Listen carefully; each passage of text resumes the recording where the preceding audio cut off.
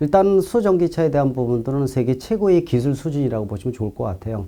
현대차가 지난 2014년 세계 최초로 양산형 수소전기차가 나온 이래 지금 2세대 모델인 넥소 모델이 전 세계에서 판매가 잘 되고 있죠. 그리고 또 실질적으로 이 대항마라고 볼 수 있는 게 도요타 미라이하고 그다음에 혼다 클래리티라는 모델이 있습니다. 일본 두 가지 모델은 세단 형태고 국내 넥소는 SUV죠. 그래서 이 세 가지 모델이 세계에서 이 유일한 수소전기차다 이렇게 보시면 될 것 같습니다. 그만큼 수소전기차에 대한 관심이 굉장히 높아지고 있는데 아마 수소차에 대한 부분들은 전기차가 지금 당장의 어떤 미래차다 이렇게 얘기할 수 있고 수소전기차는 그 다음 세대다 이렇게 얘기할 수 있습니다. 근데 이 수소전기차가 다가오는 속도가 굉장히 빨라지고 있다는 겁니다.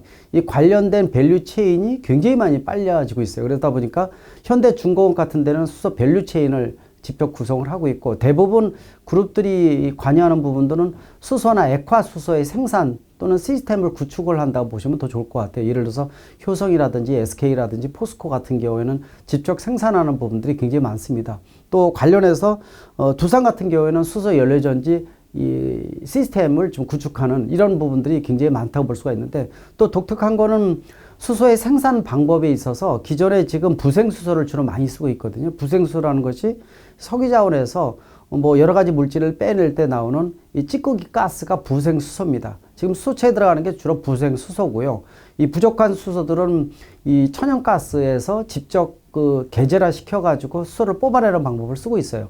좀 아까 말씀드린 그룹들도 대부분 다 이 석유자원, 특히 이제 천연가스나 이런 데서 뽑아내는 기술이라고 보시면 좋을 것 같습니다.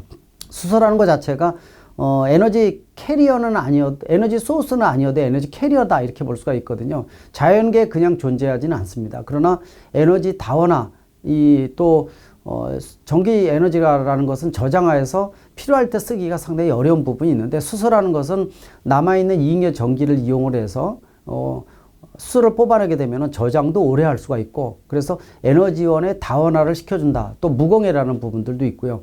기존에 또 이산화탄소를 많이 배출하는 이런 그룹들 같은 경우에는 친환경 기업으로의 변신이 굉장히 또 중요합니다. 또 탄소 배출권에 대한 것들도 확보하기 위해서 수소를 만들어낸다면 훨씬 더 이점이 크다고 볼 수가 있거든요. 이렇게 여러 가지를 만들어내는데 이 독특한 것이 지금 말씀드린 수소가 주로 부생수소라든지 천연가스에서 계절화시켜서 수소를 뽑아내는 어떻게 보면은 이 석유 자원에서 탈피를 하지 못하고 있어요. 그래서 이거를 극복할 수 있는 가장 중요한 것은 수소의 생산 방법을 수전의 방식, 즉 물을 전기분해해서 수소를 대량으로 경제적으로 뽑아내는 기술을 기술 왕립이 돼야 되는데 이런 부분들이 굉장히 떨어진다고 볼 수가 있는데 유일하게 한화가 이런 수전의 방식을 개발하고 있다는 것도 굉장히 주목할 만한 부분이다 이렇게 보고 있습니다. 그런 측면에서 지금 국내의 대부분의 그룹들이 수소 관련 시스템이나 인프라라든지 수소의 생산 이런 것들에 본격적으로 관여를 하기 시작했다는 것은 수소의 시대, 수소의 경제가 빨리 다가오고 있다라는 하나의 반증이기도 하니까 아마 이런 부분들 눈여겨보시는 것도 좋다고 판단되고 있습니다.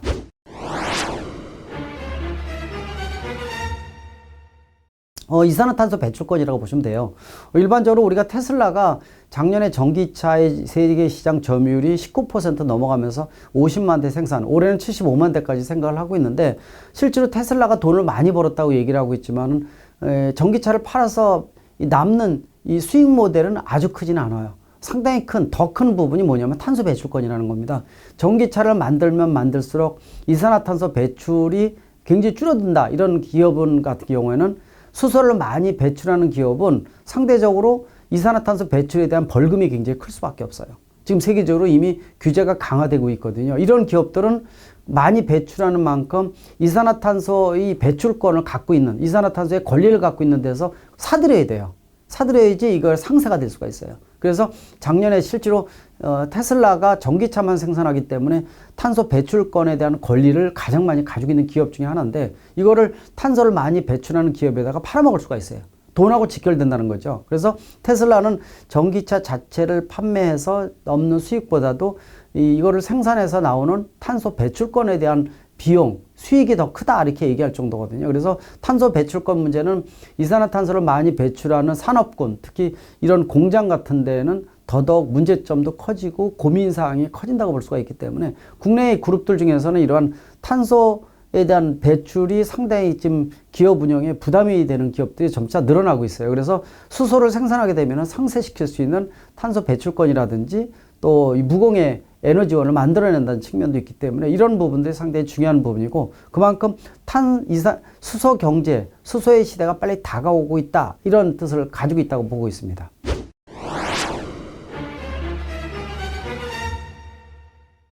많지는 않죠.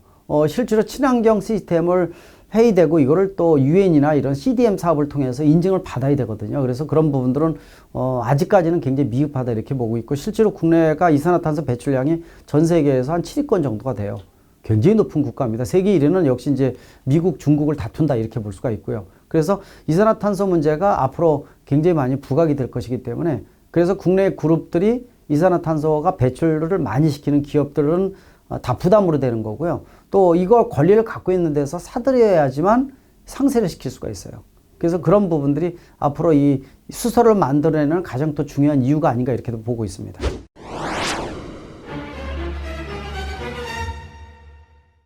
상당히 의미는 있습니다. 지금 이제 미국 골드만삭스에서 분석한 자료 자체가 2050년이라고 얘기를 하죠. 이 수소 관련된 산업의 규모는 그 1경 3,400조다 이렇게 얘기하거든요. 3,400조 원 정도면은 사실 계산이 안 될 정도로 천문학적이다 이렇게 볼 수가 있습니다. 그만큼 이 수소하게 되면은 굉장히 먼 시대에 올 것이다 이렇게 예상을 했는데, 그만큼 빨리 다가오고 있다는 겁니다. 아까 말씀드린 대로 국내 대부분의 기업들, 그룹들이 관여를 하고 있고, 해외에서도 글로벌 기업들이 수소 관련된 부분들을 점차 관심도 갖고 있고 본격화하는 부분들이 많아지고 있어요. 물론 지금 당장은 전기차의 시대다 이렇게 보고 있지만 수전기차는 그 다음에 이어서 바로 동시에 온다 이렇게 볼 수가 있기 때문에 아마 그런 부분들 눈여겨보시게 되면 가능성 상당히 크지 않을까. 빨리 다가오고 있다라는 거. 그래서 국내에서도 물론 이제 너무 거품에 대한 것들도 많다 이런 얘기를 제가 많이 했었어요. 왜냐면은 너무 오버해서 거품이 많게 되면은 촛불이 되지 말라. 제가 말하는 촛불은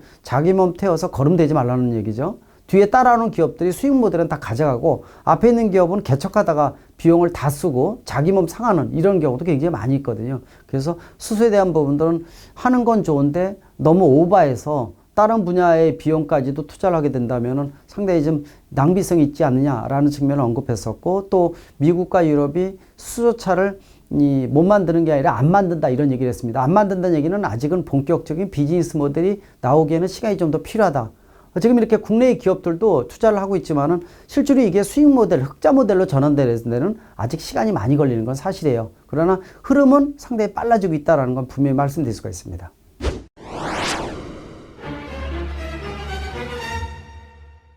지금 뭐 수소 관련돼서는 토요타라든지 뭐 혼다도 그렇지만 토요타가 좀 많이 괜찮다 이렇게 보고 있고, 또 GM도 상당히 노하우를 갖고 있어요. 글로벌 자동차 제작사 중에서는요. 그래서 아마 그런 부분들 보시면 더 좋을 것 같고, 일단은 수전기차에 대한 부분들을 얘기를 하고 있는데, 이번에 토요타 미라이 2세대가 나왔습니다. 2세대 모델은 800km를 넘게 운행을 할 수가 있어요. 그래서 세계 최장거리를 일회 충전으로 운행할 수가 있기 때문에 넥소도 아마 페이스리프트 모델이 아마 조만간 나올 것으로 좀 보고 있습니다. 이게 나오면은 또 주행거리를 또 갱신을 하겠죠. 주도권 싸움이 이 현대차하고 토요타 이렇게 보면 되고, 혼다 클래리티는 약간 좀 떨어지는 부분도 좀 있습니다. 그리고 GM은 기술 준비만 돼 있고 아직 양산 모델을 안 내놓고 있지만은 노하우는 가장 많은 기업 중에 하나다 이렇게 보시면 될 것 같아요. 근데 수전기차에 대한 부분뿐만이 아니라 이동수단에 대한 다양한 모델을 이용할 수가 있습니다. 마지막 단계의 궁극의 차를 보통 우리가 언급을 하는데, 수소차만 전제하는 게 아니라 전기차도 같이 상존할 가능성이 커요.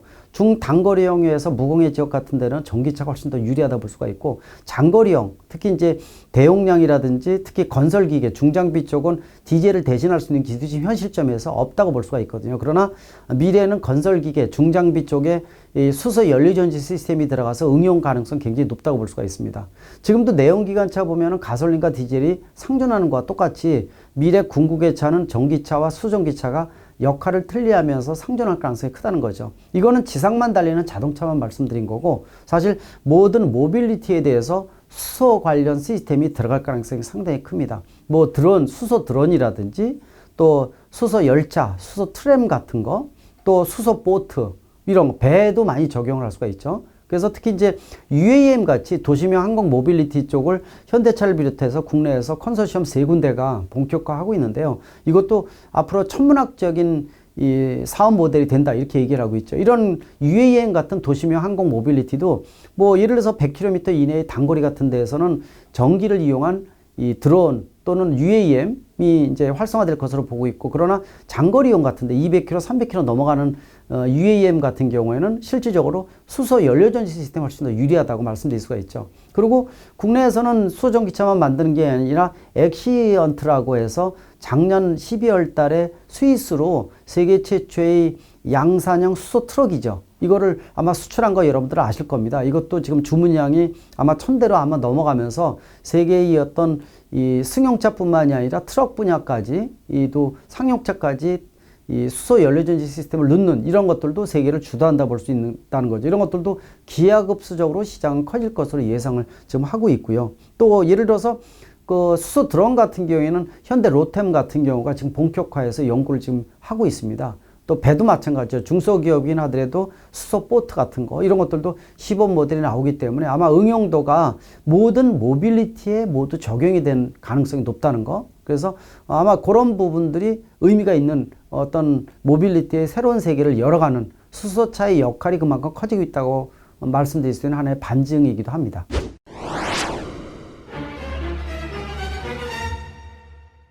그렇습니다. 수소는 지금 현재 말씀드린 대로 부생수소라든지 또는 천연가스에서 계절화시켜서 수소를 뽑아내는 방법, 다시 말하면 석유자원에서 뽑아내는 방법인데 이 비용이 낮지가 않습니다. 실제로 비용이 가솔린과 디젤의 중간 가격이에요. 굉장히 높죠. 그래서 지금 전기 에너지를 이용한 전기차 같은 경우에는 가솔린 대비해서 4분의 1, 5분의 1 정도거든요. 좀 더 경쟁력을 높여야 됩니다. 다시 말씀드리면은 석유자원에서 수소를 생산하는 방법은 탈피하면서 아까 하나를 말씀드렸는데 수전의 방식 같은 경우는 아직 시간이 많이 필요를 해요. 왜냐? 우리가 어릴 때 물을 전기분해해서 수소산소 뽑아내는 거 기억날 겁니다. 그러나 이 수소산소를 만들어내기 위해서 들어가는 전기에너지가 더 많으면 배보다 배꼽이 더 크다고 볼 수가 있거든요. 이런 부분들은 양산형으로 경제적으로 대량 생산할 수 있는 부분들이 나와야 되는데 아직까지는 기술 확보가 확실하지 않다는 겁니다. 10년 이상이 걸린다고 볼 수가 있어요. 그런 측면에서 물을 전기분해한다든지 또 해추에서 뽑아내는 이런 기술이 나온다든지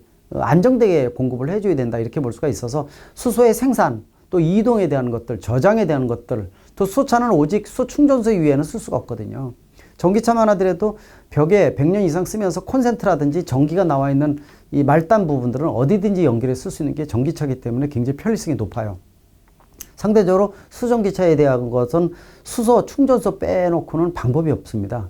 전국에 지금 올해만 하더라도 15,000대 수소차를 보급할 예정으로 있고 작년에 누적 대수가 10,000대가 이미 넘어갔거든요. 그런 측면에서 아직까지 전국적으로 수소 충전소는 60여 개뿐이 없어요. 이 상태에서는 서울만 하더라도 4개를 얘기를 하고 있으니까 굉장히 적은 거죠. 이런 상태에서는 수소차를 활성화시키는 것은 한계가 있다 이렇게 볼 수가 있어서 수소 충전소를 만들어야 되는데 이것도 님비 현상 때문에 좀 만들기도 쉽지도 않고요. 또 일반 승용차용 수소 충전소는 이 부지값 빼놓고 30억 정도가 들어갑니다. 그리고 훨씬 더 용량이 큰 트럭이라든지 버스에 대한 수소 충전소는 약 70억 정도가 들어가. 이게 계절화 정체가 들어가야 되기 때문에 그렇거든요. 그래서 수소차는 수소 충전소가 실과 바늘의 관계를 얼마큼 활성화시켜주느냐도 굉장히 중요한 관건이기 때문에 아직도 수소의 생산, 이동, 저장 해결될 과제는 많다. 그래서 시간이 좀 더 길게 보는 시각이 필요한 것이 수소에 대한 투자라고 볼 수가 있거든요. 그래서 개인적으로 물어보는 분들이 굉장히 많은데 수소차에 대한 것들은 중장기적으로 투자를 하시라 이렇게 얘기를 하고 있죠. 당장에 대한 것들은 지금은 전기차가 다가왔다. 그리고 수소차는 시간이 좀 더 필요하다. 분명히 이런 말씀 드리고 싶습니다.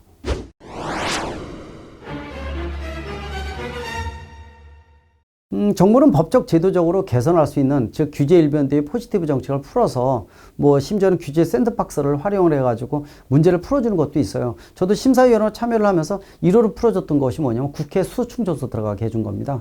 예전만 하더라도 주변에 민가나 상업지역 같은 데는 못 들어갔었거든요. 이런 것들을 푸는데 님비 현상이 아직도 굉장히 거셉니다. 그래서 법적 제도적으로 풀어주겠다는 거. 또 정부에서는 또 올인을 해서 전국에 수소 충전소를 뭐 1년에 200개씩은 짓겠다 이렇게 얘기를 하고 있는데 지금까지 목표를 못 세웠어요. 왜냐하면 님비 현상이 크다 보니까. 그래서 제가 한 대안으로 기존에 이 경영이 어려운 LPG 충전소를 활용을 하게 되면은 이 충전소 이 주인한테 인센티브를 주고 또 이 지역을 업그레이드 시켜주면은 님비 현상도 피하면서도 빠른 시간 내에 수소 충전소를 보급할 수 있는 부분이다 이런 말씀을 드렸었는데 그래서 그런 노력을 가일층 하고 있다는 거. 그러나 정부는 너무 오버하는 것은 경계를 하고 싶어요. 왜냐면은 지금 현재는 전기차하고 이런 부분들이 가장 중요하다 볼 수가 있고 또 자율주행은 선진국 대비해서 우리가 3년에서 4년 정도 뒤져 있거든요. 특히 뭐 라이다 센서를 국산화시키는 것은 물론이고 또 알고리즘, 인공지능 이런 소프트웨어 전문가들이 굉장히 좀 미흡합니다.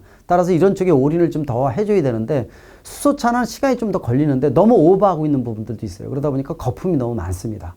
거품이 많으면 아까 말씀드린 대로 자기 몸 태워서 거름이 되는 촛불뿐이 못 되는 부분들도 있기 때문에 아마 그런 측면에서 좀 더 이 정부가 이 그림을 보면서 세계의 흐름을 보면서 특히 국내는 테스트 베드예요. 시장이 아주 크지는 않거든요. 국내에서 입증된 시스템을 해외로 수출해서 먹거리를 해외를 통해서 벌어들이는 게 가장 중요한 것인데 미국과 유럽 또 다른 지역이 수소를 안 하고 있는 것은 아직은 못 만드는 게 아니라 안 만든다라는 말을 주지를 할 필요가 있습니다. 아직 비즈니스 모델이 되기에는 좀 더 시간이 필요하다. 그래서 우리가 주도권 확보나 원천 기술 확보라는 측면에서는 의미가 있지만은 시간이 좀 더 걸린다는 생각을 가지시면 좋을 것 같고요. 일단은 예전에 비해서 수소 경제, 수소 시스템에 대한 인프라 구축이나 보급에 대한 것들이 활성화되고 있는 것은 분명한 사실이고요. 좀 더 예전보다 속도가 빨라지고 있다는 거. 전기차는 더 빨라졌죠. 그러다 보니까 내연기관차의 역사가 획기적으로 줄 정도로 그래서 뭐 산업계에 주는 충격 자체가 워낙 크기 때문에 경착륙될 가능성이 높아서 정부나 지자체가 좀 더 노력을 해서 일자리 창출이라든지 먹거리를 제자리에 제대로 자리매김해야 된다 이런 말씀 드렸는데 수소차에 대한 것들 하는 건 좋지만은 이 호흡을 가다듬으면서 진행을 하라라는 부분들. 그러나 예전보다 속도는 빨라지고 있다. 아마 그 정도로 보시면 더 가장 정확할 것 같습니다.